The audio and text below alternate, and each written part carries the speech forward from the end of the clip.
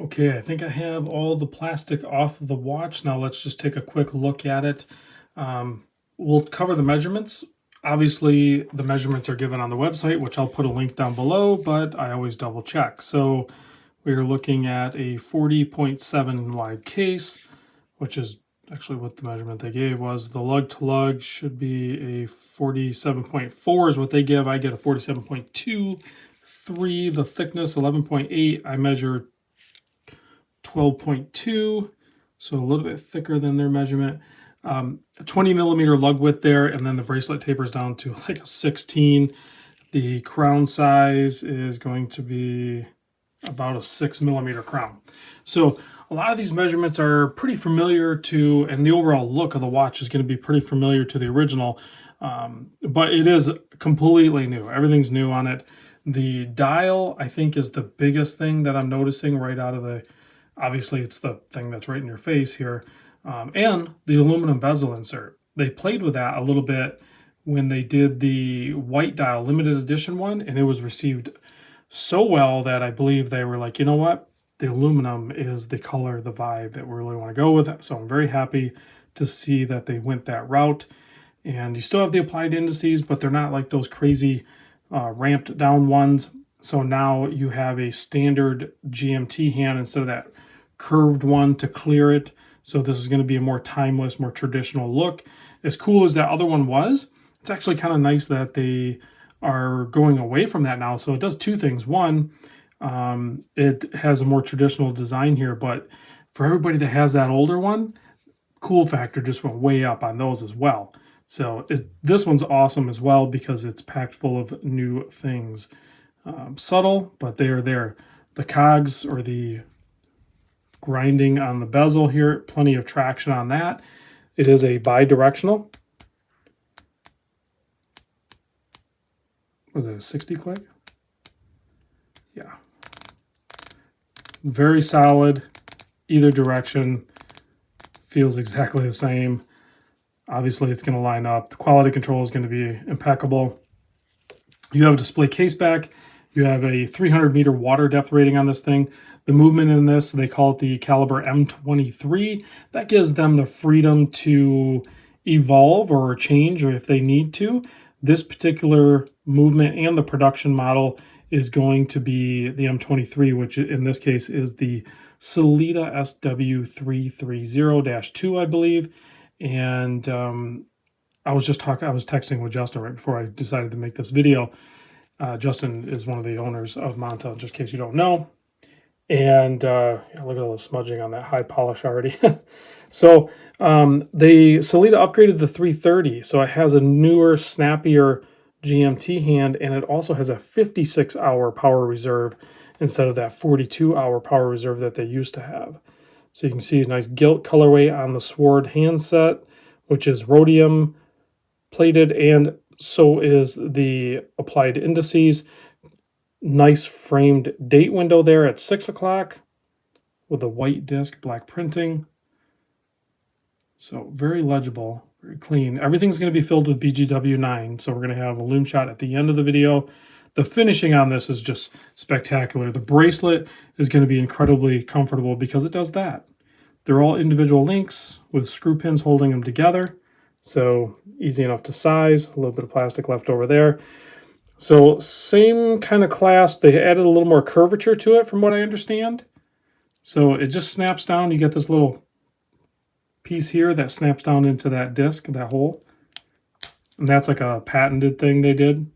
And then that keeper goes over. So very clean design on the clasp. And then it also has a quick adjust. I believe it has 3 locations, if I'm not mistaken. So you can do, yeah, quick adjust on the fly. And you have half links on both sides. So you should be able to get a good fit on this thing. I don't think there's going to be any reason why you wouldn't be able to get a good fit. Let's unscrew the crown and check the movement on this thing. It's already running just from me moving it around. Nice snap to it, pushes it out.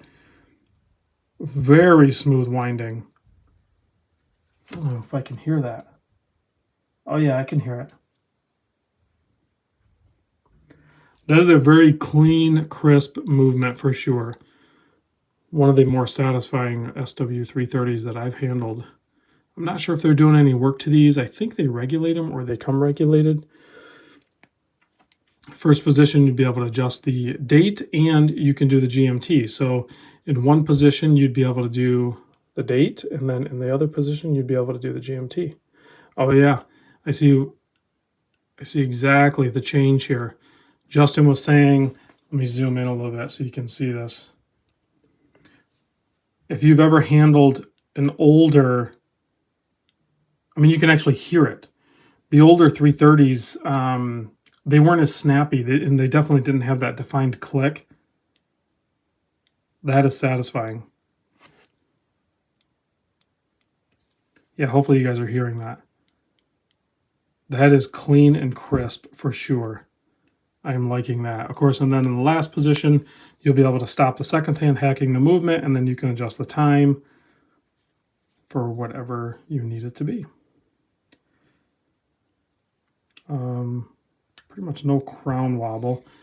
Go ahead and screw that in. That threaded right in, piece of cake there. Let's zoom back out. Let's pop this on wrist. I'm not going to size it because I'm not going to have much time with it, guys. Like it's going right back out the door. So let's see here. Here we go. Here it is on my 7 1/4 inch wrist. I mean, just a perfect sweet spot Goldilocks size. And then that taper on the bracelet. This looks, feels premium.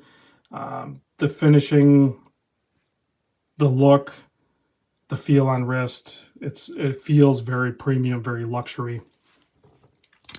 And quite frankly, gone are the days. I remember, it doesn't seem like, I probably shouldn't even talk about this, but it seems like not that long ago, everybody was just like, man, those Montas are so expensive.